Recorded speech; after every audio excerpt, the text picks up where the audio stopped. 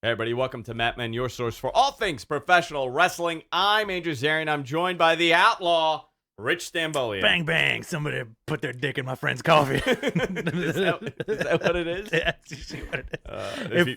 If you say it with enough vigor, they'll do anything you say. Yeah. For people who have no idea what that reference is, this is why you got to join the live show and be here for the 20 minutes Rich and I are losing our minds and melting down before we start the show. Yeah. It's a little bonus that you guys get when we do the show live. We don't record the show like any other show. A lot of behind the scenes stuff happens. It's true. You know, you see us prep, you see us lose our minds. Yeah. A lot of our personal conversations come on the air before we go live. And I think that's the cool thing about what we do here. Sure, the curtain is pulled way back. It's a very voyeuristic view of two guys that have been almost lifelong friends. True. Doing a professional wrestling podcast for almost 9 years now. Wow. Not by my own account, but considered one of the best pro wrestling podcasts out there by many people. Within iTunes, we've been featured many times. Spotify. We love professional wrestling. We love hanging out with you, and we love to do something a little different. We don't sit here and nitpick and hate on all wrestling. It's two dudes discussing what they love, and that's wrestling, man. And today, we're here. We got NXT Takeover happening today. We got a bunch of shows going on. So if you're watching this live, you got a whole day of Rich and myself.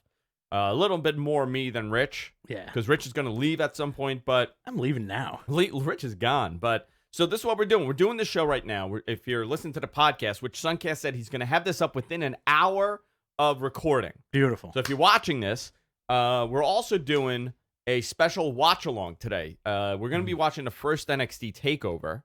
I totally forgot what that card was. I forgot what the main event was. I feel like it was Neville and Sammy, if that makes any sense. Yeah, I think you're right. I don't know if I'm right. I just get that feeling because I remember I was in California at Spencer's during that first NXT Takeover. So we're going to watch that right after the show. We're going to do a quick recap for Takeover, and then we're going to do our watch along tonight. So we're going to be live, essentially, from 6:30 tonight to the end of Takeover, and we're doing the show live now in the morning. So this is going to be a lot of fun. I want a lot of interaction in the chat room. We've got a great chat room going. Rich, where do you want to go with this? Because a lot happened. We didn't do a regular Matt Men this week. This is our regular show. So obviously we're going to cover a little bit more than just Takeover. But, this is the big story here. And right before we went live, there was an announcement put out by NXT that they are renaming the Performance Center and I guess setting it up. They're changing the look of it, and they're calling it the Capitol Wrestling Center. It's a little weird. Very weird, considering I helped run a company called Capitol Wrestling here on the Northeast. Run it into the ground. Now we're Catalyst Wrestling. We changed the name because a friend of mine, wink, wink, told me that they're looking to utilize this name again. So we decided to change the name. But I think this is interesting. They're going to try something different from the Performance Center. Stories coming out that they're going to have 100 people in the audience. They didn't have tickets sold. However, they allowed certain people in. The main event was Tyson Kidd and Neville for the first NXT. I have the card pulled up. Okay. Very interesting. Okay, let's save it. Let's save it. Yeah, let's save it for later. Do you want? No, unless you want to go into it. No. I meant I have the 2014. This is what we're watching later, right? Yeah. This is going to be very quick. This is going to be a fun watch along. All right. And it's going to be a blast from the past, too. Adam Rose versus Camacho. The Ascension versus El Local and Kalisto. Tyler Breeze versus Sami Zayn. Who is El Local? I think that's Ricardo Rodriguez. Is that? Yeah. Remember he used to announce for Alberto Del Rio? Yeah. That was his. He was like the local luchador. I totally forgot that character existed. Tyler Breeze and Sami Zayn. Charlotte with Ric Flair beating. Charlotte and Ric Flair versus Natalya and Bret Hart. I remember that match specifically. And this is less than an hour, by the way. This is going to be fantastic. Adrian Neville, versus Tyson Kidd for the NXT title, for the NXT championship. Yeah. And I believe Neville was a third champion. I want to agree with that. Right? I think it was Seth, Big E, and then Neville. Yeah. And then Sammy. And then Sammy, and then Kevin. KO, right? Yeah. My God. It's fascinating that the first half of NXT doesn't exist. Wrong. What? Bo Dallas. Oh my God, it was Bo Dallas. Seth, Biggie, Bo Dallas, Neville, Sammy, and then KO, and then I think we could all remember the lineage. I totally forgot Bo Dallas having that run. Same here. Yikes. People are saying that he might be the guy that shows up later. Oh, really? Yeah. Why?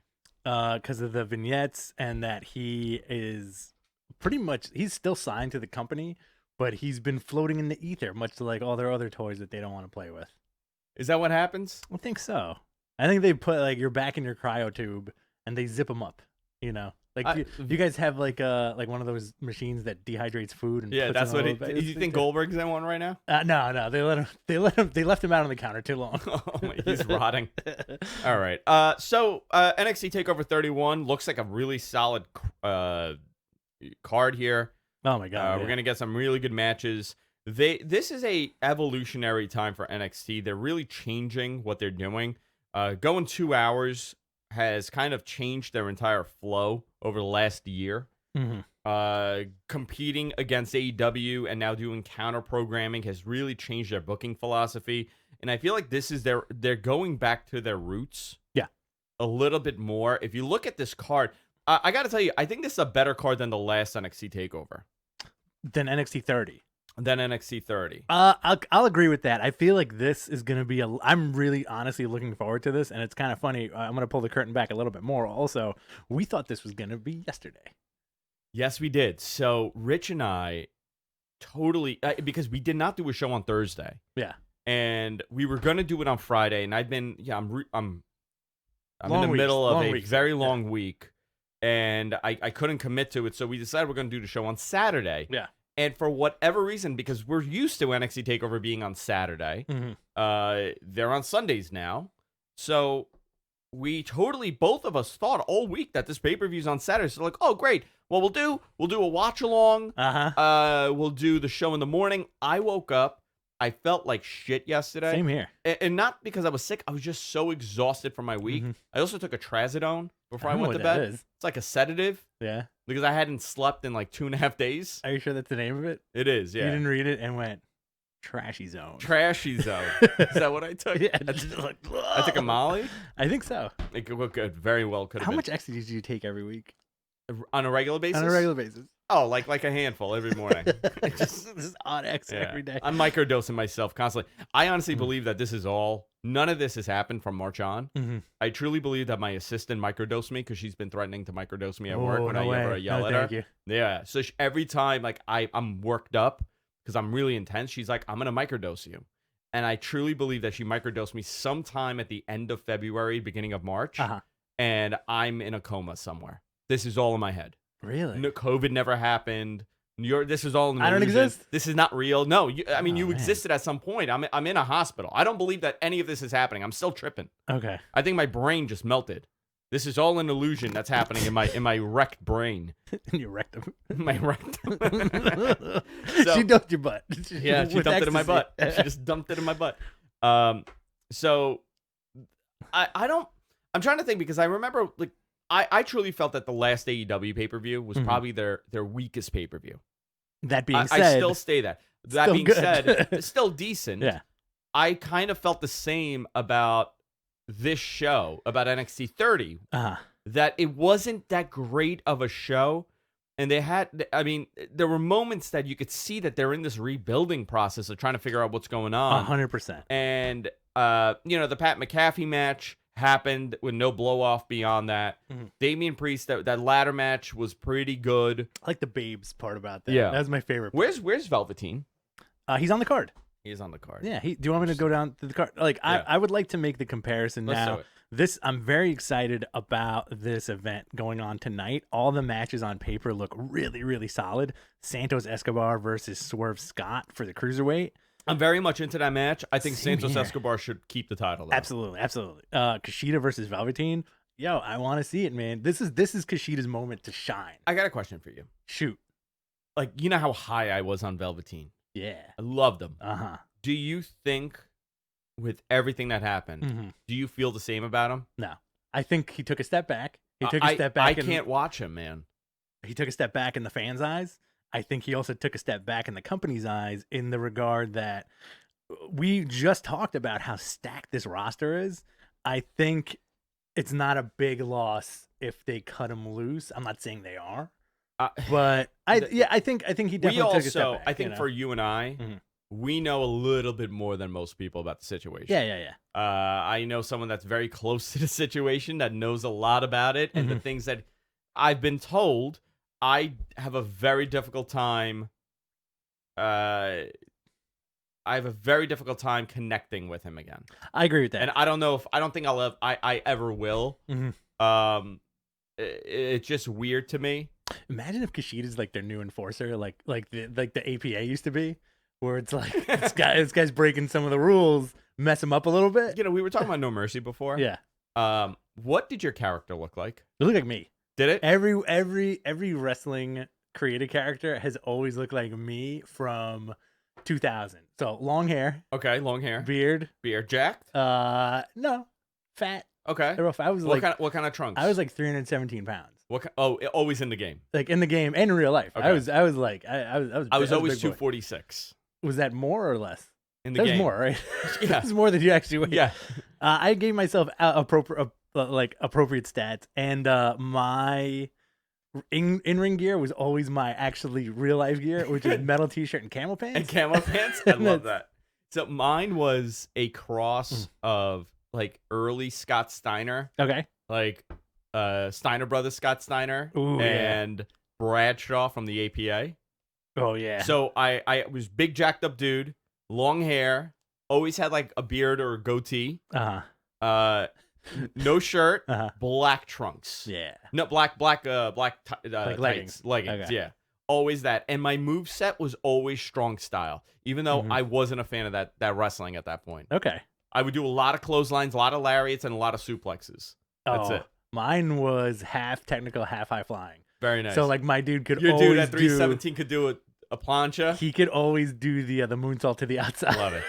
I'm sorry, guys. I had to ask him because it just stuck in my head. No. Don't apologize. Also, Harry says, microdosing at the office. Are you working at Rolling Stone magazine in 1975? It's kind of close. Tripping out, man. I work for a gentleman's club. Does Harry exist? Harry does exist in your world. Not right now though. None of this is happening. Who's at your side at the hospital? Is it me and Harry? My mother came up for a little bit but decided to leave. Just comes and visits every now and then. Every now and then people show up. It's me and Harry. Kunal's there. Kunal's there. Kunal's always there. He's been talking to me this whole time. Tim Dillon shows up. Okay, all right. Yeah, Tim Dillon's showing up. Joe Rogan has visited me a bunch of times. Yeah. Trying to show you alien videos. Yeah. Maybe you'll wake up. Maybe I'll wake.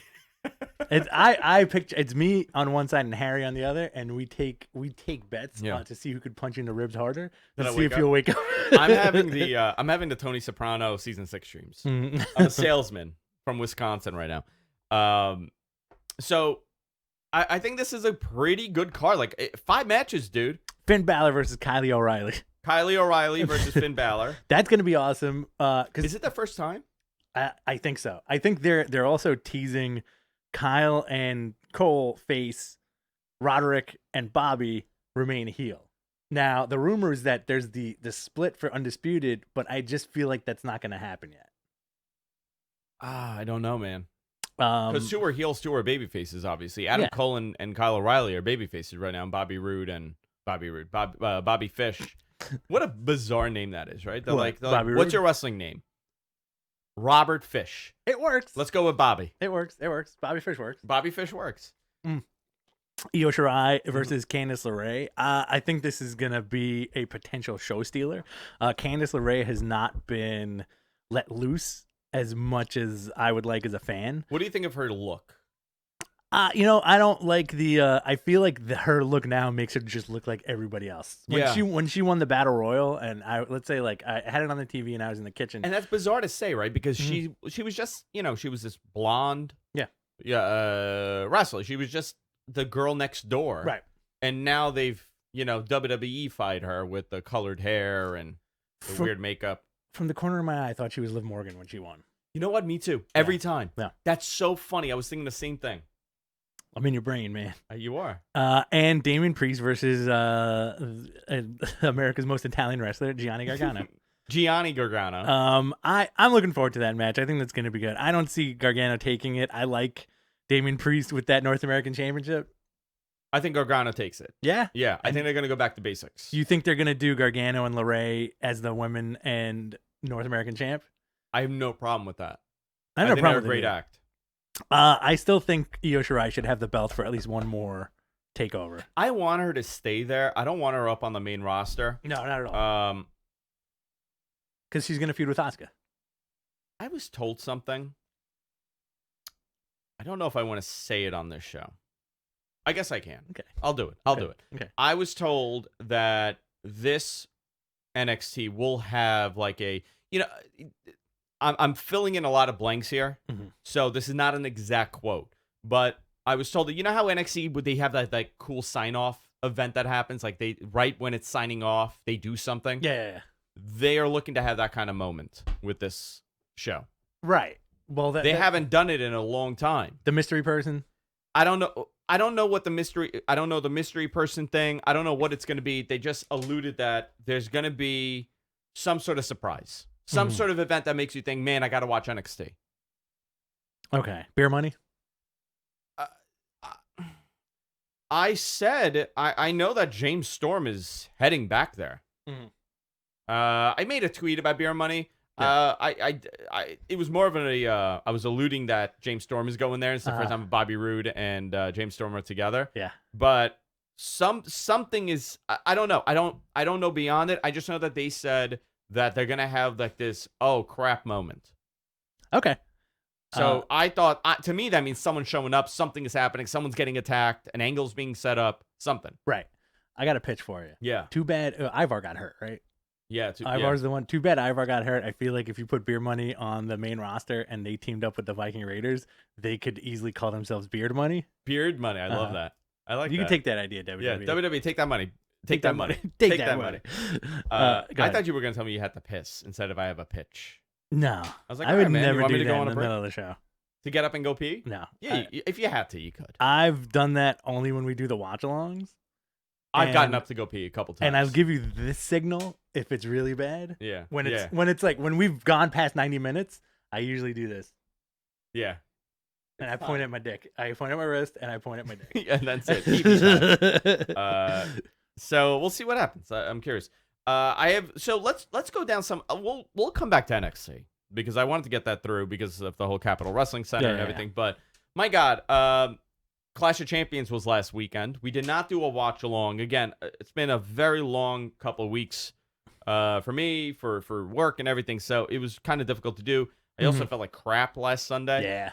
I got a terrible. So what happened was I had a really bad pinched nerve in my neck. Yeah, it sucks, dude.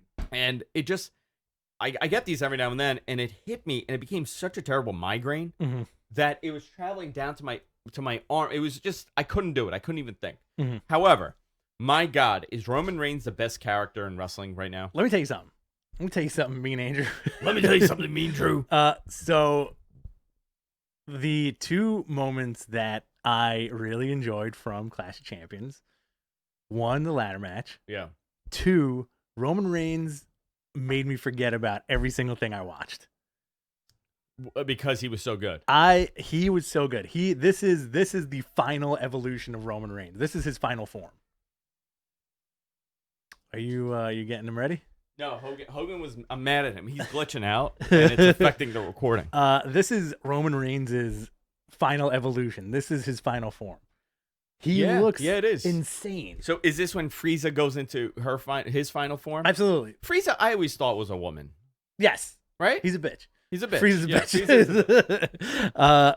This is like Roman taking time off to get extra jacked. Yeah, that shit worked, man. He looks great, man, and he's so good. Like, he doesn't have to talk, right? He doesn't have to talk. He doesn't have to say anything. He looks great. He's believable in this role. He's believable. He's believable.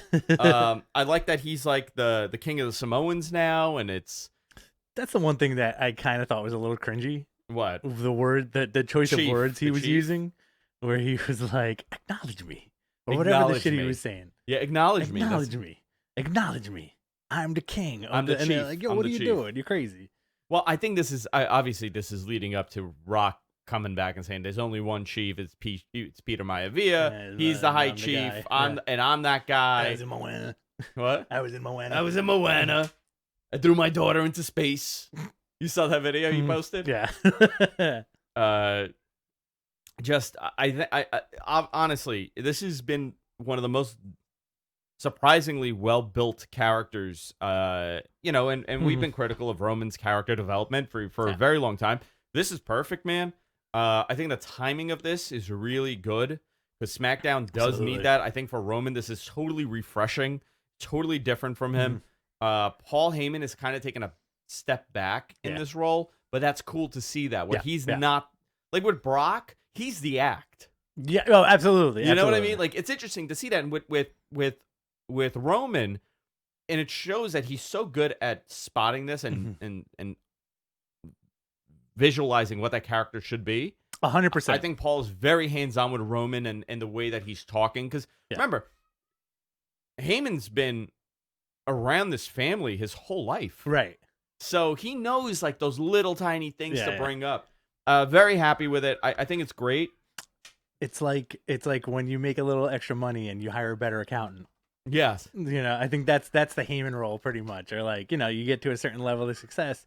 Maybe you have like a financial advisor. That's the Paul Heyman in this situation. He's not the mouthpiece. He's the guy who's like, that's a good idea. Maybe you should beat up your cousins. Yeah, beat up your cousins. What was up with the lay? That's the thing. That's the chief thing, no? So now he's going to take a lay from everybody? He's just going to take the lays. Give me back all your lays. I need to get laid. Believe it. I like it. I think it's also, my favorite wrestling angles are a combination of completely serious and completely silly. Like, the Roman shit is great, and it's also silly. It's the silliest fucking thing. It is silly because it's 2020. Yeah. Who talks like that? It's so silly. What kind of family dispute is this? Can you imagine that dispute in your family? Thanksgiving, you're showing up there and you're like, I just want to let everyone know I'm the leader of this family. I'm the chief. I think like that's when you get the best part of wrestling, where it's like equally as ridiculous as it is serious and awesome. Like I think it was Survivor Series 1990 where it was I want to say it was Hogan and Warrior standing tall over DiBiase, Rick Martel, and a couple other people. I'm not 100% sure. What match is that? It was Survivor Series. Survivor Series 1990? Yeah. Could have been 1990. I don't remember. I think it was like Skinny Hogan, Warrior. No, Hogan didn't get skinny till 92. Okay. This is like on the way to Skinny Hogan. Okay. He had the tights. No, he still had the undies. But we're just watching Warrior and like how he's like dancing around the ring and prancing around the ring. Yeah. Like it was like two like real quick legs, and I'm like, this is so ridiculous right now. Like watching it as a kid, you're like, this is amazing. This is so serious. This is like a big moment. Yeah. But when you watch it back, you're like, what is this guy doing? Shawn Michaels looks bizarre. Shawn Michaels has turned into Skinner. For those, Shawn Michaels is not in the studio right now. Hey Shawn. We have the moderator. Come on, Mike. Too much black, if you ask me. In this segment, two black dudes in black t-shirts on a black dudes background. In black t-shirts and with black. That's what you mean by this. Yeah. This is the moderated face to face between Finn Balor and Kyle O'Reilly. Just interesting. I mean, Kyle O'Reilly looks great with his Amish beard. I got to tell you that. So they're gonna kill each other. Oh yeah, it's gonna be a great match. I thought that was great. I thought the ladder match with Sammy and Hardy and AJ Styles was really good. In a very different way. I thought the match was... I mean, I was totally satisfied with everything I saw there. Sasha Banks attacking Bayley set up their feud. Great. I thought that was really good. Drew's win over Orton. I did not care for this. I thought this was really stupid. I'm going to tell you why. Really backwards booking, right? Because normally when you have a match like this, you got a monster heel and a super babyface. The babyface should not seek out 4 people to interfere in a hardcore match, and to get the win. It made him look weak, and it made Orton look really good. Like, dude, that's not fair. Why is Orton getting jumped by everybody? Yeah. So I don't know. Again, this is continuing. Now they're going to be in a Hell in a Cell, obviously to prevent this from happening, and that'll be the blow off of this setup. Now, does he drop the title here? No. I don't know. Maybe. No, I don't think so. I think they're gonna keep this going until Edge costs Randy Orton the title. Yeah. Right? Edge costs Randy Orton the title. They're gonna keep it going until there's that moment. Well, that moment is coming. I don't know when they're gonna do this. This is where it gets tricky right now with COVID and everything, because WWE, from my source there, in 2021 is going to go very aggressive to regain a lot of casual viewers. Okay. And their approach is going to be to bring back a lot of these guys. So John Cena is going to come back. Bill Goldberg has 2 more matches left. Lesnar. So you have Cena, Lesnar, Goldberg. If the thing with Rock and Roman works out, that's going to be a blockbuster match. I have a whole list of guys that they're going to be bringing back here. Hunter could possibly get back in the ring in 2021. You're going to see a lot of these guys return. Maybe RVD's coming back. I got a question for you. Yes, sir. It's more of a philosophical one that has to do with the topic you were just explaining. Yeah. So does this whole thing make AEW Raw from like 97, 98? Well, that's interesting, right? Because because what was the counter programming to that? It was Hogan.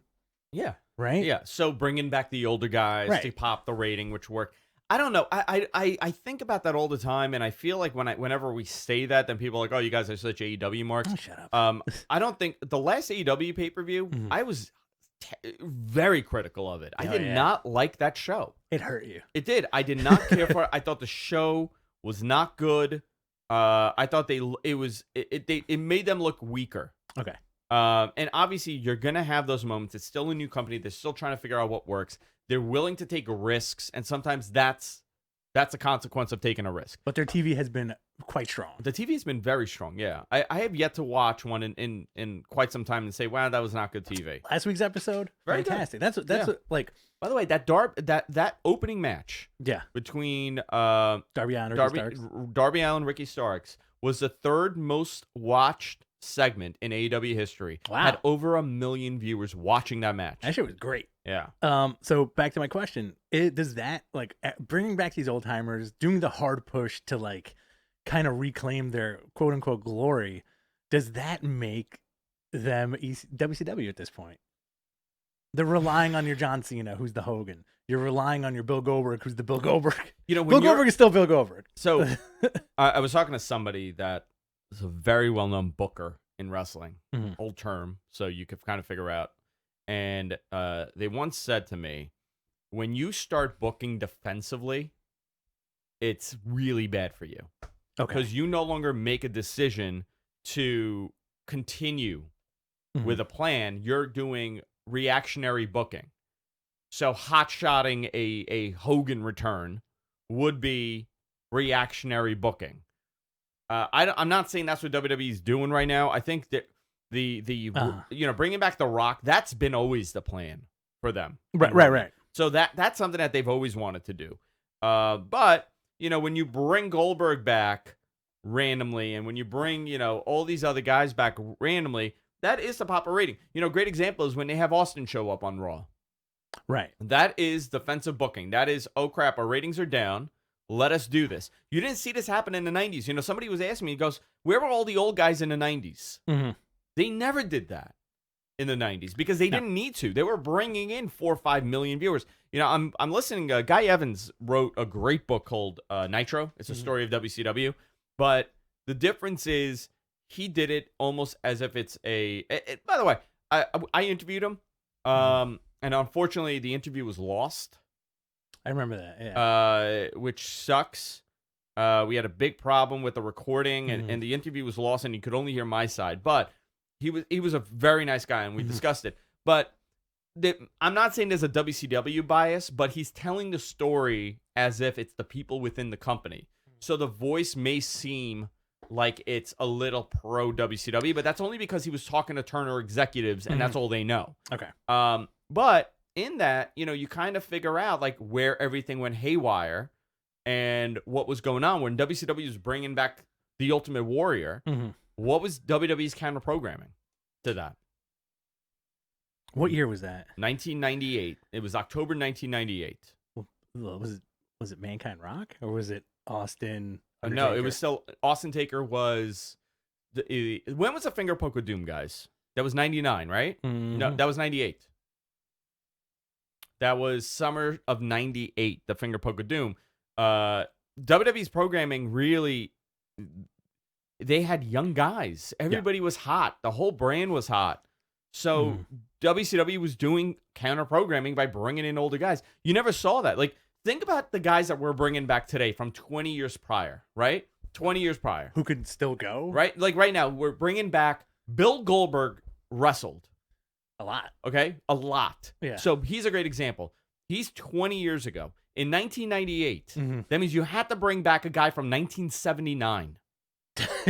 1978. So who would that be? I mean, who would have been on that wrestling show? Dusty Flair, right? Dusty Flair, but they weren't stars 20 years ago. I'm talking about a star from 20. Bruno, right? You would bring back Bruno. You'd bring back Backlund, which they did in the early 90s. Billy Graham. Chief J Strongbow. But imagine that, right? Imagine in 1998, WWE says, we're bringing Pat Patterson, but he was in a very comedic role. Pat Patterson was not brought back to be a main event world champion. But it's the equivalent, and obviously someone's going to be like, well, no, it's not it's the age difference. Yeah. But it's the equivalent of taking superstar Billy Graham and putting the WWE title on him and him defeating The Rock. Right. Does that make any sense? No, I think so. Why does it make sense when Goldberg does it? This is tough. All right, the nostalgia factor is huge, especially now because we have access. I'll tell you why it was a mistake if they did that with Billy Graham, because now we have access to all this old footage, and the old footage that WWE puts our way is a very revisionist history of all these amazing things that happen. Yeah, so they're in your mind. They exist. So they're kind of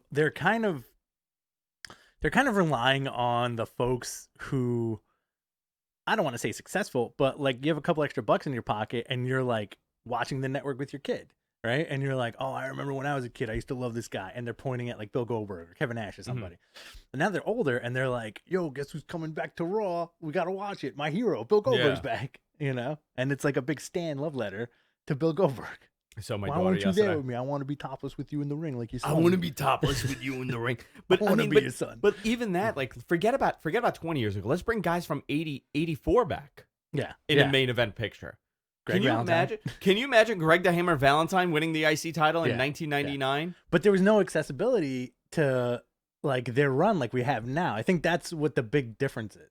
Yeah, because there's still also a lot of these guys still look great. Yeah. You know, Bill Goldberg looks awesome. unbelievable. You know, he's 51, 52 years old. He looks great. Compare him to 51 to 52-year-old wrestlers from that other era. Yeah. It's a very different lifestyle. We have more accessibility to know how to get into shape quicker and get into shape better. We have better supplements. We have human growth hormone. I mean, that thing is a fountain of youth. Some of that HGH, baby. Dude, that thing is a fountain of youth. But would you have wanted to see a Bruno match? Nah. In 90, just to think about that for a minute. It doesn't, you know, Edge looks great. We're all excited about Edge returning. But Edge is 47 years old. But Edge is almost akin to that Shawn Michaels return, where you're like his career. But Shawn was under 40 when he returned, right? Like his career was cut short. Oh my God. And it was like the what ifs, right? It's not like he did a Flair or a Hogan and retired and then came back. No, he had to retire. And now it's like, yo, we're getting Edge back. That's awesome. I think that's really cool, you know? Yeah. I also think like the Goldberg thing is interesting, but what kills it for me is like, he looks amazing, like you said, right? I just don't want to hear him complain about it. Who? Goldberg? Every interview. He complains about working out. He complains about working out. I'm like, listen, if you come back jacked and shut up, it would be amazing. Yeah. Just, you know, it's something to think about. It's very, I mean, listen, AEW has Chris Jericho, they have Dustin, they have their fair share of these guys, but it's done in a more strategic way than just popping a rating. Absolutely. Again, I'm not saying, you know, if they had the availability, if AEW had the opportunity to bring in Stone Cold Steve Austin or The Rock, they would freaking do it in a heartbeat. Absolutely. And I'm not saying that they just don't have the access to it because these guys are very loyal to WWE. By the way, The Rock will be on Impact. I want you to think about that. How crazy he is that? Inducting Ken Shamrock into the Impact Hall of Fame. Via satellite. Fascinating. Very fascinating. Do you think he had to get that cleared with anybody? Or at this point, is it just like The Rock could do whatever he wants? The Rock could do whatever he wants. There's nobody on the face of the planet that you think Vince is going to be like, absolutely not. We're scrapping WrestleMania forever because The Rock was on Impact. No, it's not going to happen. I wonder if he would ever do something for AEW. Because think about this, like I don't think so. The just to touch on the AEW thing, like you mentioned, where like they do the legend stuff in a different way, right? DDP's not on TV every week winning matches. No. They did have Bret Hart present that title, though, which I thought was really cool. Because they filled in for Flair. Very classy move, though, right? Yeah. There was that Undertaker thing at StarCast from a couple of years ago, which would have been awesome. That got scrapped. Conrad actually broke that news on our show. Yes, he did. Con. Shout out to Con. But I think it's a weird move to say, here's your 2009 roster back in action. Yeah. You know, yeah, very interesting. Big Show, John Cena, Randy Orton, Edge. Even though I'm okay with the Edge. I love the Big Show, but I never want to see him again. Bill Goldberg. Who else is left that they could bring? RVD would be cool. I feel like RVD could go for another 10 years. RVD's out of Impact right now. His contract expired. He was doing dates. He's gone. Him and his girlfriend are gone. Would you rather see him in AEW? RVD? Yeah. Yeah. 100%. Yeah. Right? Give me a match. Give me anybody. Orange Cassidy. Him and Orange Cassidy? Oh my 5-star God. match. 5-star match. Perfect. So on SmackDown, they're setting up Hell in a Cell, obviously. Yes. Roman Reigns, Jey Uso, Hell in a Cell. This is going to lead to something. Yeah. Interesting. We'll see what happens. And then we got Bayley, Sasha. Dude, Alexa Bliss on fire right now. Oh, absolutely. Love her. She's one of my favorite characters. Yeah. And the draft starts next week. She's doing the Alexa stuff that they're doing is pretty damn fantastic. What did you think of Randy Orton's night vision? Stupid. Oh man, I watched. I'm like, what is happening? Stupid. What is happening? Did he really need that? Did he need the light? No, because he has laser eyes. He could see any. Do you know how he has snake eyes? Yeah. Do you know how dark it has to be to really not be able to see anybody? Do you know what would happen if you turn the lights on and you got those things on? Yeah. It's not fun. It's the equivalent of turning the headphones on and just talking into a microphone and blowing out your eardrum, because I did that this morning. Oh my God. But that's for the kids. When they do stuff like that, that's for when they dump poop on Baron Corbin, that's for the kids. Yeah. Yeah. What do you think of Rey Mysterio's daughter? Like in the storyline. Like not like no, like think about in general in the storyline. I think that's fine. I mean, like I got part of me kind of feels bad that they all have to be on TV every week, but at the same time, I'm like, it's a wrestling family. It's kind of fun how now it's like the internal conflict of like she's trying to bone out Buddy Murphy, and Rey Mysterio's like, no, why are you doing this to me? Yeah. And like I texted you the other night, we always make the joke of Bill Goldberg. He's the guy who says, "You trying to date my daughter?" You trying to date my daughter? And now Rey Mysterio is the guy. You trying to date my daughter? Trying to date my daughter. You trying to date my daughter? SmackDown, by the way, ratings wise, SmackDown did 2,043. They were up 78,000 viewers from the week prior. Raw did a 1.8. They were up 152,000. A lot of competition also on Monday. Going up against Monday Night Football. Monday Night Football has not really affected their ratings, which a lot of people, analysts, are surprised, especially on the TV side. NXT did 732,000 plus 36,000 in the viewership, and AEW did 866,000 total plus 31,000. So everybody picked up viewers this week. Yeah. I think people were so exhausted after Tuesday's debate that they're like, anything other than the news. I don't want to watch the news. I still have a headache. I'll never discuss politics ever. No, ever same here. But I do want to say, yeah, I will say, I have never seen a disaster like that debate. No. Both participants were just. Everybody was all over the place. Everybody was all over the place. Nobody made sense. The moderator lost control. Nobody was answering any questions. They were just yelling at each other. That's very unfortunate. You know what it reminded me of? It reminded me of an episode of Richard Bay. Yes, it did. Yeah. Listen, like there's so many layers to it. So many layers. And it's also like we're never going to discuss politics on the show. Do you know how I know it was really bad? Unanimously, right? Left leaning, right leaning, very right leaning, very left leaning. Nobody came out and said, "We did a great fucking job." Right. everybody was like, "Yikes!" Yeah. No. Everybody. Dude, I can't. We will never ever discuss politics. Can't do it. But that was some crazy TV, huh? No, thank Dude, you. Vince Russo's booking it. Trash TV, man.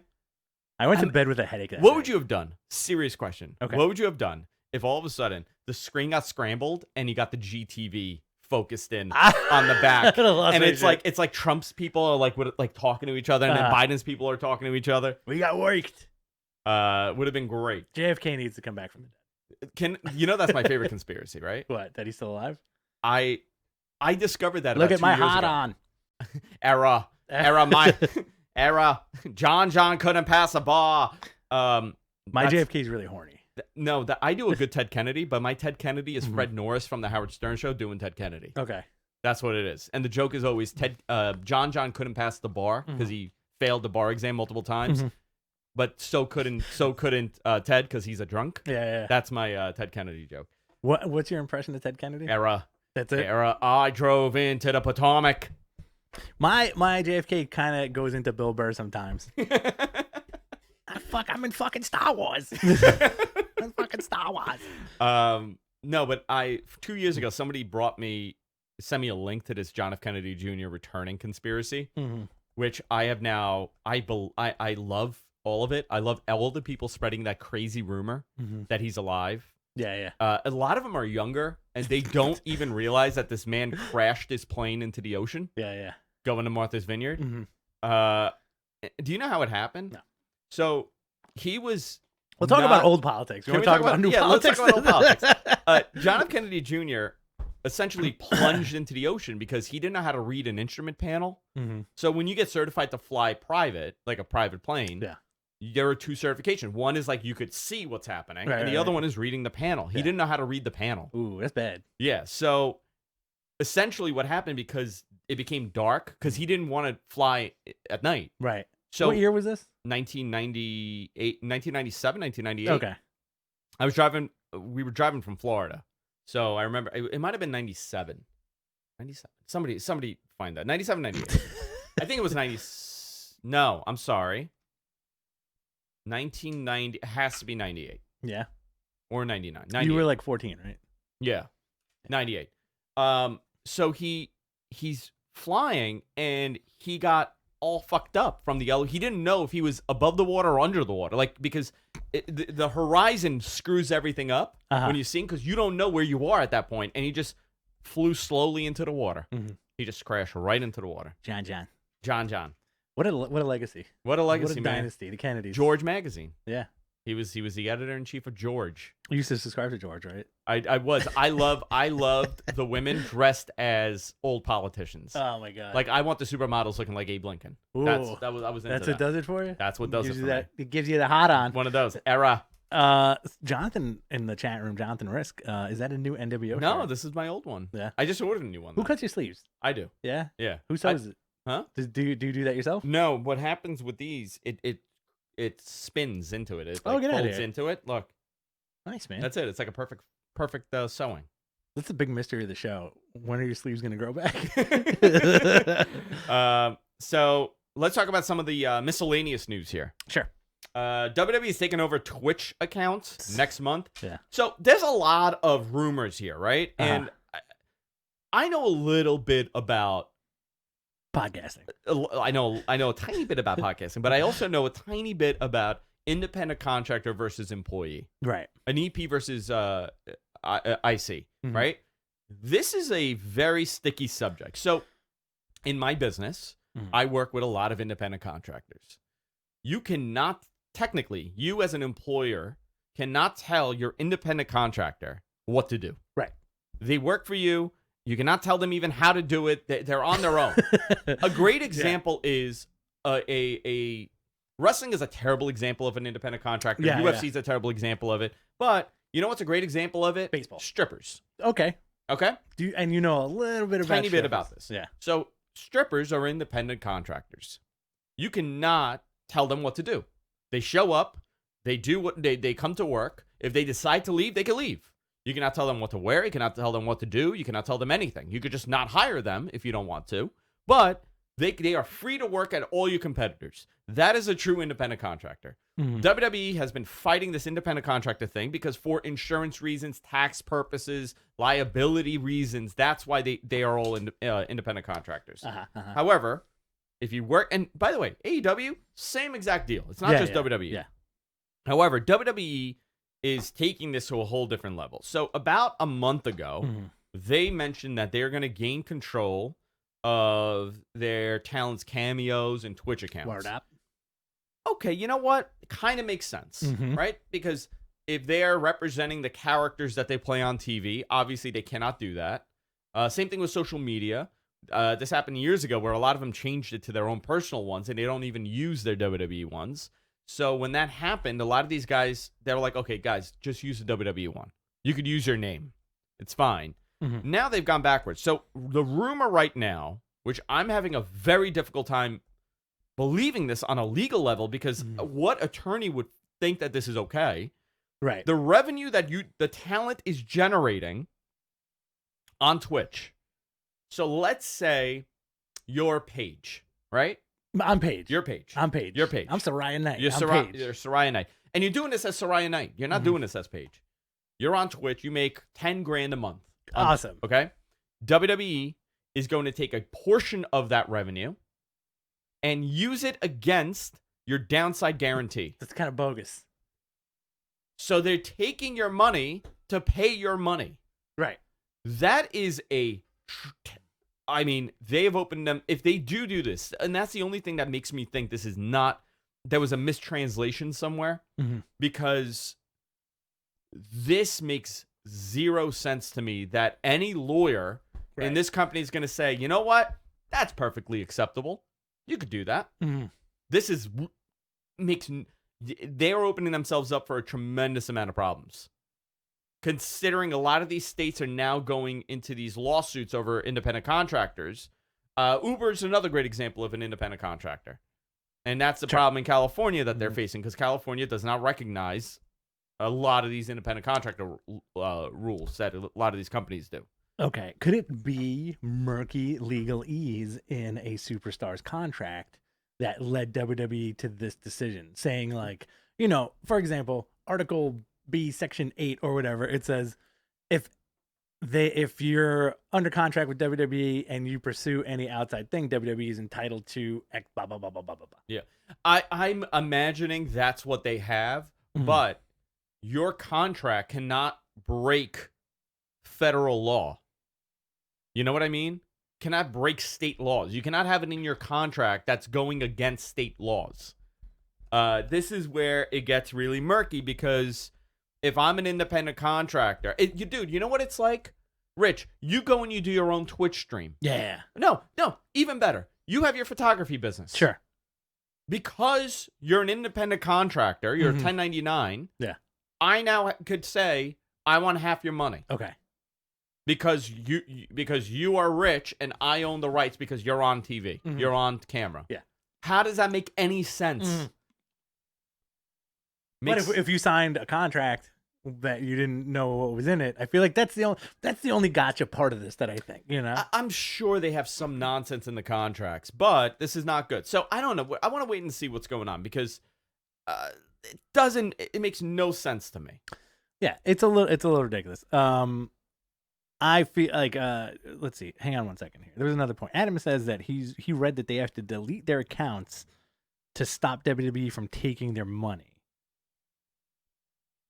I don't know. I don't understand. Like, I know actually a ton. I mean, we're joking, but I know a ton about the laws here with independent contractors. Yeah. They've always, their definition of an independent contractor is already really murky. Right. Really, really murky. They're not independent contractors. Like, these guys are not independent contractors. They use the term independent contractor because they don't want to pay for their insurance. They don't want to pay into Social Security. Yeah, they don't have to pay into payroll tax or employee, like all those stuff, right? So this is a way for them to get by that. I don't know, you know, and listen, when you poke the bear, you poke the bear, you poke the bear. Right. It gets a little murky here. I don't know what the outcome will be here. They've been very hush hush about this, so we'll see what happens over the next. But they have a couple of weeks to hand over the accounts or say fuck it. If I'm somebody like Xavier Woods, I think has a different agreement with them. Probably Randy Orton too. I don't know, but AJ Styles does not. Mm-hmm. AJ Styles does not. If I'm AJ Styles, you know what I'm gonna say? Fuck you. I'm just not gonna do this anymore. Yeah. I'm not gonna make any money. What are you gonna take then? Right. I'm just gonna make Facebook videos. You're gonna take my Facebook away? Yeah. My personal Facebook away? It's gonna do OnlyFans videos. OnlyFans? Mm-hmm. By the way, that is part of the problem. That we got it. We don't have an OnlyFans. No, I'll tell you off the air. But there's a little issue with OnlyFans where some talent want to have OnlyFans. Yeah, they're not doing anything nude. Right. But still, maybe a little sexually suggestive content, and WWE freaked out over that. I think Leo Rush has an OnlyFans now. I remember reading that the other day. Yeah, it's a very bizarre situation. It also makes WWE seem like this like unyielding war machine that just wants to take everybody's money. There was an interview with Miro from this week where he said one of the selling points to sign with AEW was that Tony Khan did not give a shit if he was on Twitch or had any extra outside income coming in. He doesn't give any. He doesn't give a shit. Which is, I feel like that's how it should be. I feel like New Japan does the same thing where they're like, if these guys have outside things, they can do their outside things. So, talking about New Japan, you want to go into some New Japan news? So, the interesting thing that came out of New Japan this week, which I feel like as like a big fans as we are, Harold Mage resigned as NJPW president, which is kind of interesting because he was supposed to be the guy. Yeah. He was in charge of the American expansion of New Japan, right? So, there's a lot of stuff here. First of all, he was told to step down pre-COVID. Mm-hmm. The determination had come that he was going to step down, but because of everything that happened, he stayed on board to help them through that transition period during COVID. Mm-hmm. So a lot of the did we get disconnected here? What? I have no internet. Oh, it's on me. It's okay. Everybody sees this. It's my end. Sorry, guys. It's just you. It's just me. I just have no internet. I have this weird problem where I just drop out every now and then here. It just turns off the Wi-Fi. So he had a lot of critics within New Japan from the old guard. They didn't like that this guy was very hands-on with the fans. He had his own fan club, right? He had his own fan club, which caused a big stir because Japanese corporate policy is very different than American. Yeah. If you're the CEO, you're the president of a especially if you're a foreigner, you have to be a little bit more dignified, right? They took it as a little weird, an affront to the traditional approach to business. He would go and like hand flyers to the fans. Mm-hmm. What does that mean for your company if your CEO is standing there and handing flyers to the fans? Right, you know what I mean? So forget about that. But however, there is a ton of people within New Japan that blame him for the botched Kenny Omega and the Young Bucks and Cody for botching that whole thing. And Hangman. The whole elite the whole thing. package. The whole package, right? They feel like he did not do enough to keep them there. Yeah.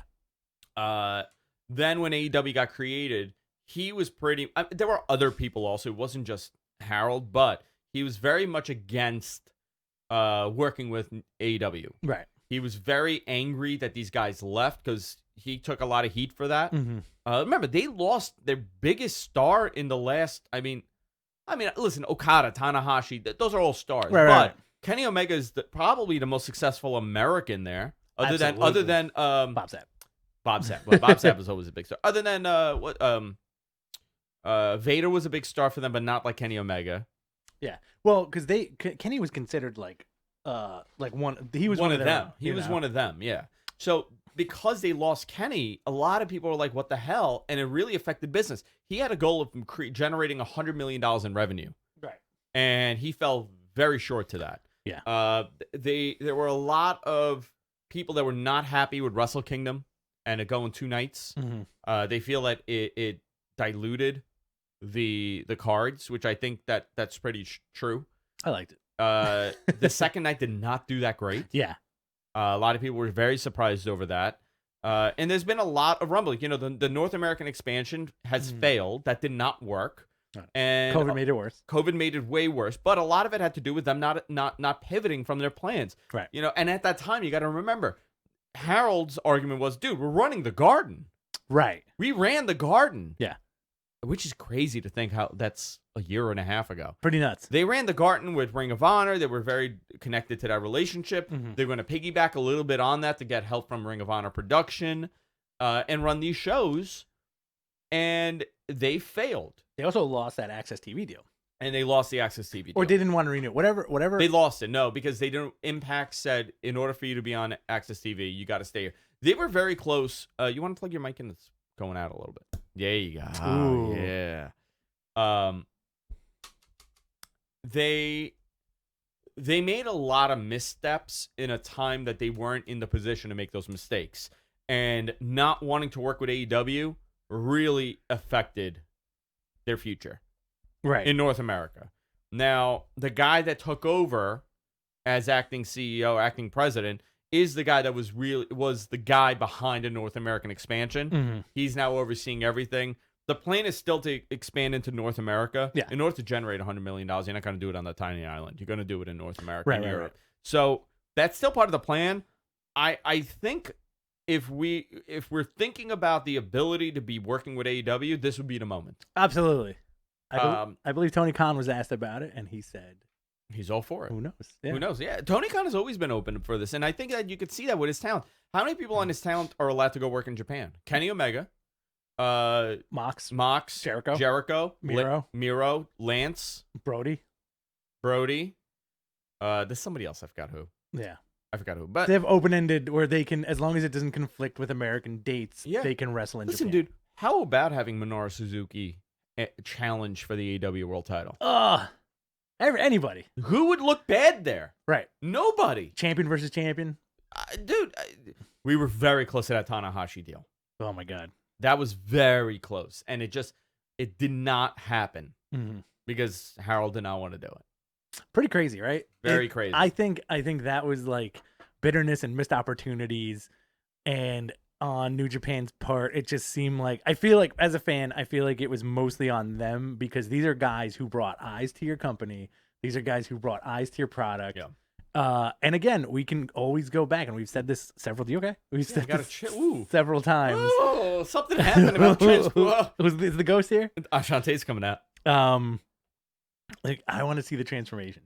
Ooh, like it's like the mask. Like what? Somebody kiss me. Somebody kiss me. Like one episode, just keep the camera on me for like 2 minutes while you change. Yeah. So I, as a fan, I feel like it's more New Japan than anything else because they had the hottest commodity was Bullet Club, and these are the guys who were in it and brought it to the forefront. And then they were like, we're not really going to do anything to keep you here. I think a lot of people do not understand how vital Bullet Club was for the casual fan to come back to wrestling. Yeah. Because how many 34-year-olds at the time did you know they're like, dude, I love the Bullet Club. Mm-hmm. I love this. It was nostalgic enough to bring you back and give you that NWO and the DX feel without it being a total ripoff. Right. And it just seemed more raw than anything else. Absolutely. And it worked. And I got to tell you, a lot of these guys, like I've watched New Japan since 98. I watch all Japan. Japanese wrestling has always been part of it, but it wasn't something that you viewed regularly. Right. Now we're in a very different boat. We're in the digital age. Everything is accessible. You know, if you want to watch Kabashi and Misawa, you can. You can see all of it. Back in 1998, you know what? The first time I saw that Misawa Kabashi match or Misawa and who was his other opponent? God, Kawada. Was it Kawada? All these guys, dude. It was like something that you've never seen before. You know, seeing Liger and seeing all these guys there.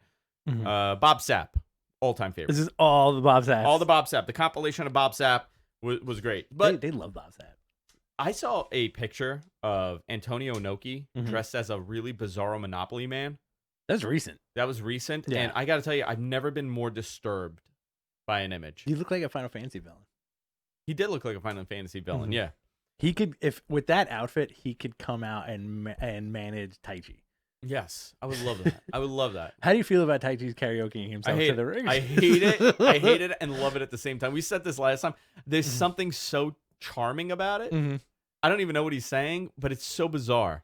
So right now, I think New Japan is kind of in a weird position here. I hope that they regroup because some of the stuff that they're doing is silly. A lot of run-ins now in New Japan, which you never see. There's no DQs in New Japan. If you've ever noticed that, they don't do DQs. So I don't know. I hope that this is a good sign. This is a good movement for them, and they're gonna go forward with it. I mean, the underlying statement is that we want to see some cool shit again. Yes, I want to see some really cool shit. We want to see some cool shit. We want to see Jericho versus Tanahashi. We want to see like all this stuff. We want to see Hangman versus Ibushi again. You know, and the G1's pretty good this year. The G1 is great. I want to touch on one thing, and then I know that you're great with the G1 numbers, so we'll go into that. Did you see the WrestleMania news? That they're gonna not do COVID tests. They're actually gonna inject people with COVID. Yes, that's the WrestleMania news. Everybody becomes a Brock Lesnar. That's what happens. So WrestleMania was essentially set to be in LA in 2021 at the SoFi Stadium, the brand new stadium for the for their football team, and they are now saying that they are not going to do it there. They're not doing it in California. They're doing it in Tampa. This is a very misguided story that broke. The idea was to always do Tampa in 2021 when they missed it. Florida's been very lax with WWE. They've named Rich is modifying the show notes right now. Worked. It did work. California laws, penis. So you just wrote here. So they essentially deemed it a it's so distracting. Sorry. More money, more gonzo. He's modifying it. You broke me. I hope you're happy. California. All right, California. Yeah. Good. So Florida deemed them essential business, and an essential business. An essential business. So they were always going back to Tampa. They want to run that stadium. So everything is delayed by a year. I don't feel like this is a big story. However, there's more to this. We were talking about the independent contractor laws, right? This is the bigger story in California. So I think there's part of this that they're not talking about. I think some of this is to fix the dispute with California over how they're going to, with the independent contractor laws. This is the biggest story here. Rich is, I don't know what this is. Is MG Geek also writing now? Yeah. You both are terrible. You want to go into the G1? You got to start. You got to stop getting distracted. So I've lost control. No. Let's finish this. So, WrestleMania is moving back to Tampa. Yes. All right, that's it. Yeah. Let's go into the G1. All right, the G1. MG Geek wrote into the thing. He said, "My free is going up for this," and I said, "I know you're free, but that's still too expensive." All right. New Japan G130. It's been a pretty interesting tournament. Have you caught up with it? I'm very behind. Yeah, I'm very behind right now. Same here. Both of us had a tough week at work, very long weeks. And you know what? This is a lot of wrestling. I was telling my wife the other day, I'm like, it's a lot of wrestling to catch up on. And this is a very star-studded event. Yeah. A block, you had Jay White suffering his first loss to Will Ospreay this week. Yeah. Very good match, by the way. He went undefeated. I love Jay White, dude. 6 points. Taichi 6 points. Will Ospreay 6 points. Suzuki 6 points. Yeah. Ibushi 6 points. Those are your top 5. Okada 4. Okada 4. I feel like Okada's not going to win. I think what they always do with Okada is they know New Japan booking knows when to heat him up and when to cool him off. Yeah. Shingo, I'm surprised, only has 2 points. Ishii 2 points. Takahashi 0 points. 0. Great. B block, Naito 6 points. Naito suffered a devastating loss to Sonata, a fellow LIJ member. Yes. The other day. Toriano 6 points, your favorite. Juice Robinson, 6 points. Yeah, interesting. He's their favorite guy, Gene. He is their favorite. He's a good boy. Kenta, 4 points. Zack Sabre Jr., 4 points. Do you still feel the same way you do about Zack Sabre Jr.? Yes. He needs to gain some weight. Evil, 4 points. That's surprising since he was just the world champion. The world champion. Yeah. Do you think they made a mistake with him? No, that was always the plan. Okay. Who would it have been if it wasn't Evil? If COVID wasn't happening. Yeah. Well, he was always going to get it. Okay. That was always the plan, that Evil was going to get the title. I don't know beyond that, but I was told when they really started pushing him late last year, I knew that he was getting the title sometime early this year. Okay. And I guess it got delayed a little bit, obviously, from everything that was going on. Tanahashi, 2 points. Tanahashi, 2 points. Do you think he's just in the tournament for show? Yeah, he's all muscly and tan. Is Tanahashi gonna turn into their next like Yuji Nagata? No, they're not gonna do that. Where like he's Captain New Japan basically, on like he's gonna be at the beginning of every single show going forward. No, and then eventually make his way to commentary. No, I think he's always gonna be, because they do tend to do that in Japan, right? Yeah. Because it's the honor thing. They don't really have a guy on the top beyond. Well beyond their prime. Tanahashi is obviously beyond his prime at this point, but he still looks great and he's still a major draw. Yeah. I do think there's one last Tanahashi run left. Okay. But I was told that he's he's becoming like a angry old man. Get out of here. Yeah. Cranky Tanahashi? Cranky Tanahashi. He does not care for this new style of wrestling. Really? Yeah. I find that so interesting. Him and Kenny Omega had a lot of problems. Like, he hates the Bucks. Okay. Tanahashi's not a fan of the Bucks, doesn't like that style. He's way more of a tradition. Listen, he's part of that Inokiism. Okay. You know, he's out of that generation of Antonio Inoki building these guys for strong style. He came in a very bizarre era where Antonio Inoki nearly killed his company by having them do MMA fights and becoming, more real. But that led them into this version of New Japan. Okay. So he said he's the last of that group, really. Besides the older guys. Besides the older guys were old. Minoru Suzuki was not a New Japan guy. Remember that? Oh, that's right. Yeah. I think the Tanahashi legacy is very fascinating. I also really, and it's so crazy because like we'll never know really what the whole story is, but I always, as a fan, felt like there was definitely some kind of tension with the Kenny Omega stuff and Tanahashi. Yeah. Right? Big time. And then you have Yoshihashi, your other favorite, with 2 points. His theme, his WWE theme, just repeats him saying, "Protein shake is a protein shake." You never heard Yoshihashi? Yeah. Protein shake is a protein shake, and a protein shake is a protein shake. And Sonata with 2 points. Which is very interesting. Sonata is one of those guys that I feel like he's still young and he has the potential to be on top of the card. But going forward into Wrestle Kingdom next year, it's going to be the same 6 dudes. Right? Yeah. Jay White, Ibushi, Okada, Naito, possibly Evil, maybe Tanahashi, right? Who do you think takes it? This year, the whole thing? Or you want to know? Like, you know what? Let's break this in. Hold on, let me open this. Because Naito's a champ. Naito's leading B block with 6 points. I'm gonna say Will Ospreay takes A block. Ooh, that's a good one. And Naito takes B block.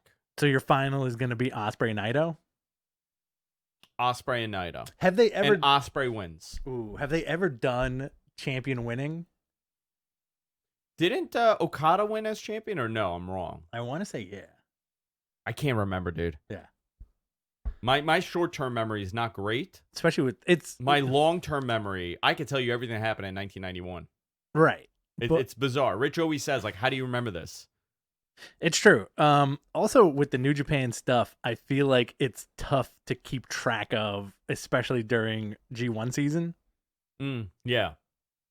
And by the way, next year, G1's going to be late also. It's going to be around this time. Because of the Olympics. Because they are doing those goddamn Olympics. Do you like the Olympics? I hate the Olympics. Really? I think the Olympics is so stupid. Why? I don't give a shit. Wow. I really don't. It bothers me. The Olympics really bother me. You know, since when? 1992. The 1992 Olympics fucked it up. How old were you? I was a child. You didn't like the Dream Team? No, I love the Dream Team. But the problem was they put the Olympics on pay-per-view. Okay. Right? And I really was into this. I really wanted to watch the Olympics. I'm like, it's on pay-per-view. It's the Olympics. How old were you again in 92? 8. Okay. 9. You were born in 84? 84. Okay. I was 8 years old. So I watched it, and my my grandfather had the black box. Yeah. The Pioneer black box. Yeah, so yeah. we got pay-per-views. So I'm like, great, I'm going to watch the Olympics. And I thought it was the most boring thing ever. Okay. And I was like, this sucks. Like, none of these guys are cool. Mm-hmm. They're all like kids. Okay. You don't, like, nobody knows what's happening. It's just a bunch of, like, it's like, oh, okay. You won. Cool. Pure sports. You know, like pure sports. No, there was no showmanship. Well, yeah. Except for, like, the Greco-Roman, like, freestyle wrestling. I've always gotten into that. I don't give a shit about synchronized swimming. What about equestrian? I don't give a shit about equestrianism. What about the decathlon? I don't care about the decathlon. Now the running, okay. But think about that. Why do I want to watch these guys run? Why do I care that Trinidad won in running? You don't want to see There's nothing sport-like about running. You don't want to see the most elite athletes in the world like be the most elite people. Where on are planet the Earth. entrances? Is that what you don't like about the Olympics? You know what? Give Vince McMahon. If Vince McMahon was the head of the Olympic Committee, who sat on that board, and was like, no, everybody gets pyro, characters, costumes. Like, I want to see the guy from Russia come out as like a Soviet villain. Don't you like to ski? I love skiing. You don't like watching Winter Olympics? I'm okay with it. Do you like the X Games? I hate extreme sports. You just don't like sports. I love sports. Okay. I hate extreme sports. You don't like Olympics, though? I don't like Olympics. There's a lot of events in the Olympics. There are a ton of let's see, what would I watch if out of all the Olympics, what would I watch? I like the wrestling. The boxing sucks, by the way. Take those helmets off these fools. Let them get hit in the head. What about like a pole vault? Oh, you see one, you've seen them all. Okay. How many times do you have to watch a man jump over a piece of wood? High jump. What? Long jump. How many? Why do I need to see all of them? Different weight classes. You see the main event. That's it. You're done. It's over. I hate the hurdles. Wow. Ridiculous. I can't believe you hate the Olympics. When in your life are you going to is that going to come in necessary? Guys, can we take a poll of the chat room? Do you guys like the Olympics? I feel like the Olympics need to be gone. I feel like I'm the only one who I'm saying I'm the only one. I love the Olympics. I love watching the Olympics. I love watching the Summer Olympics. You hate the Olympics. I can't. I hate. You just said you did. I hate the fact that it's considered such a big deal. It is a big deal. Why? It's once every 4 years, like the World Cup. So what? World Cup's a big deal. Like I love the World Cup. Yeah. I'm big. I love. That's soccer. true. You do like. I love soccer. I just don't. It's first of all, it bankrupts all the host cities. Adam says the Olympics is a giant waste of money. Every city that hosts it gets screwed financially. Yes. You want to talk about the economic collapse but of Greece? That's not why you don't like it. You just don't like watching like sports that you don't give a shit about. They're not making any money. Like, these guys don't make money. What do you think happens when like some of these like very totalitarian countries send their athletes there and they lose? Yeah. They're never heard of again. Yeah, they're burnt. They're burnt alive. They burn at the stake. Yeah, we know that. We all know that, though. That's the risk you get. Those are the risks you take. You know what? You get $250,000 for a gold medal, though. Do you? Yeah. Well, that's not bad. Yeah. You make after money. taxes, you made like 125 grand. I think Phelps is that guy's got like 8 gold medals, so that's like. Can I tell you something? Yeah. I hate him. Oh. Cannot stand him. Are you upset? Very mad now. Did he touch you? And you know what I hate? You know what else I hate? Yeah. Gymnastics. Really? You know what I love? The rings. Okay. Like that kind of gymnastics. Could you do that? I hate the dancing gymnastics. Like with the ribbon and all that stuff. What a ridiculous thing for an adult to be doing. Are you upset because Michael Phelps gave you Marfans? He did, You shook his hand, and then you're like, no, I got Marfans. He's a weird dude. Look it up. Yeah. All right, you ready? Yeah, I'm ready. Let's do a Q&A segment. Guys, submit your questions in the chat room. We're going to do our best to answer them. Anything about professional wrestling. I don't want to hear anything about the Olympics. I'm trying to subdue my laughter. I want nothing to do with this goddamn Summer Olympics. The Winter Olympics are even more useless. And we've known each other for a very long time. We've never discussed the Olympics. Well, it's also that I don't judge Andrew for his preferences. Yeah. I do find a lot of the stuff that you like and don't like a little preposterous, but I would never be like, oh, Andrew's a piece of shit because he doesn't like the Olympics. I don't feel that way. I just think it's fascinating. It's mostly like, wow, this guy don't like the Olympics. That's crazy. This guy don't like Star Wars. It's crazy. Like, I want you to think about this. Okay. Big fat dude takes a weight, holds it over his head, and then puts it back down. And it was like, oh my God, that was amazing. I'd like to see him do it better than the other guys. I think that's the thing, right? Yeah. Do you like watching strongmans? I actually do like strongman competition. I like the strongman. That I do like. I like that a lot. My grandfather was a huge fan of the strongman competitions when I was a kid. We used to watch it all the time. Magnus versus You know what else I love? I love tennis. Okay. Love watching tennis. I go to the U.S. Open every year. Not a tennis guy. I love tennis. I don't hate it. I'm just not a tennis guy. Christy Yamaguchi. Mm-hmm. Want to talk about Christy Yamaguchi? Sure. All right, guys. Submit your questions in the chat room so we can answer this. Figure and I can get skating. beyond. Figure skating. Nancy Kerrigan. Do you not like figure skating? Yeah. All right. Not into it. Not crazy about Let's take your questions, guys. Yeah, guys, submit your questions. What do you got against Cool Runnings? Fuck Cool Oh my God. Fuck the bobsled. The bobsled sucks. Somebody's going to take all these clips out of context and then play them for the Olympic Committee. This guy is an anti-Olympicist. Is it Nixon in charge of the Olympic Committee? This guy. I am not a crook. I do like the Olympics, though. I mean, You're fine with it. I'm fine. Love it. I'm fine with it. I like the Summer Olympics big time. Winter Olympics, okay. No. Summer Olympics big time. I remember I was working in this office in Great Neck, and we pretty much there's only 3 people that work there, but we pretty much told the boss, like, yo, when the Olympics are on, we need to watch them. We need to have a monitor set up to stream it. I cannot believe during the Olympics this is considered part of the Olympics. Baseball's not in the Olympics, which baffles me, right? Mm-hmm. They almost took wrestling off the Olympics. Remember that? Right. Remember that? Yeah. However, a fucking horse prancing and dancing is in the Olympics. Well, you got to see who can make that horse Why do I dance want and to prance see better. a horse do this? Say your horse and prance. That's why your horse is doing this. At least like a ghoul. All right, we got a question. If there's no more, I'm gonna end the show. Thoughts on Cody's return? Does Brandy Rhodes always have to be involved? Brandy doesn't bother me. I mean, people a lot of were people taking such a dump on her. Dude, a lot of people don't like Brandy. I don't have anything like it does. I'm not like, oh, great, Brandy's on, and I'm not, oh, crap, Brandy's on. It does nothing to me. I thought Cody's return was okay. I think he looks really bizarre with the dark hair. Oh, I love it. But they're gonna have a collar match. Final Fantasy Cody is okay. Good for. I like it, man. I'm into it. It's cool. Fiery nothing promo. Against it. Fiery promo. Good job. He did a good job building this. I'm into it. The Brandy thing I find very interesting, and I'm not saying Transferring Heat podcast who asked this question. I'm not saying you're a woman hater, but I do feel like the people who hate Brandy are women haters. There's a lot of that. You know what I mean? She gets a lot of crap. She gets a lot of unnecessary crap. But I think it's like, I feel like a lot of that is deep-seated stuff within fans who were like, oh, this guy thinks he's so cool. He's got that hot wife and she's getting involved in all this stuff and DDP's there. I feel like they just really hate this dude for no fucking reason. Yeah. I think the heels thing is stupid. The heels thing is really I stupid. think it's a great idea. It's executed very poorly. With a dumb name. Yeah, very dumb name. That's awesome. You know what? You want to have a forum for female wrestling fans? Great. Fantastic. Terrible name. Terrible name. What's your favorite wrestling reference in music? From Josh Freaks. Oh, man, that's a good question. What do we have? What do we have to pick from? There's a lot. It's a lot of rap songs. A lot of rap songs. Yeah.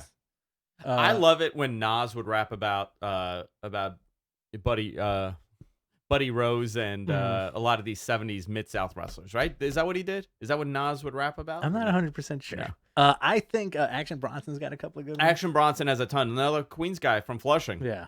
Action Bronson has a lot of wrestling references. I mean, there's a ton of them, right? But I don't know. I don't know what my favorite is. It's tough. It's tough to call. I mean, like, there's also, like, Colt Cabana used to start his show with music that people would submit, and a lot of those tracks were pretty fantastic because it would just be songs about wrestlers. Is that what he did? Yeah.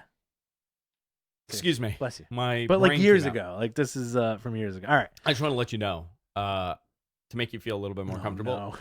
No. Just want to let you know, I've gotten a COVID test every week. Okay. Just want to let you know because I have to get it because I'm around a lot of people. Well, I know that. Everyone is like Darby Allin is going to be the next big thing, but I feel like Ricky Starks has the it factor for sure. This kid is great. I think Darby's great for the role that he's in. Now, Darby's great. Do you think Darby Allin's going to be a world heavyweight champion? No, I don't think so. But you don't know what'll happen in 10 years. He's still very young. Darby Allin is one of those guys where a 10-year-old kid could watch wrestling and be like, love him. I want to be like Darby Allin. I love Darby Allin. Same thing, Ricky Starks, great worker. Kids don't like Ricky Starks. Kids hate Ricky Starks. He has that little bit of that Rock thing going. Absolutely. Yeah. You know who really sucks now? Ricochet. They ruined him. But it's not his fault. You know what it was? So, yep. I don't know about that. Yep. I think he won his first belt after that whole thing. I'm telling you. Yeah. I think Vince found out. He was like, no way, Jose. Should have been 3 fingers. Guys, All give right. us more of your questions. So what we're going to do, we're going to wrap it up here. Mhm. Unfortunately, we don't have a lot of questions because this is a Sunday and we went long. We got a lot of viewers, But though. we are going to do a watch-along now. So we have a ton of viewers. So hang on for the watch-along. If you're watching this live, hang on to the watch-along. We're going to do a watch-along of the first NXT special on the network right now while Suncast edits this and posts it. We're going to try to do it simultaneously and see what happens. So if you guys want to do it with us, turn on the WWE Network. We'll time it out together. If not, just listen to us rant about this and hang out with you guys. Please do. All right? It's going to be a quick show. We'll do that. We're also back tonight with a watch-along. We're going to be watching the pay-per-view, NXT Takeover 31. Rich is going to be remote. Yeah, baby. He's going to be Skype. Are you going to be on the whole thing or just popping in? I think I might. Let me see how I feel. Because we need to do the Twitter. Yeah. Because that's gonna bring a lot of eyeballs. I might pop in and out. I'll definitely be on Twitter. Yeah. I'm gonna we're gonna have fun today. MG Geeks hanging out. Yeah. Hungmen.